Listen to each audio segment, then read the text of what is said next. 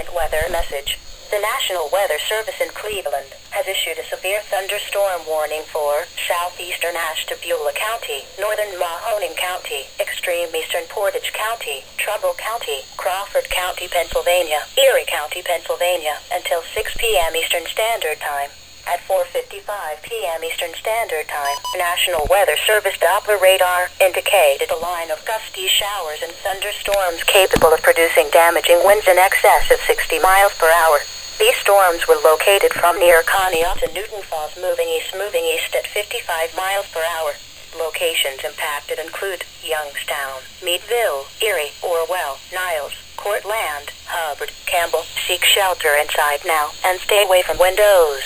Please report hail and strong winds to the National Weather Service by calling toll-free 877-633-6772 when you can do so safely. Repeating, a severe thunderstorm warning has been issued until 6 p.m. Eastern Standard Time for the following counties in Ohio: Ashtabula, Mahoning, Portage, and Trumbull, and the following counties in Pennsylvania: Crawford and Erie.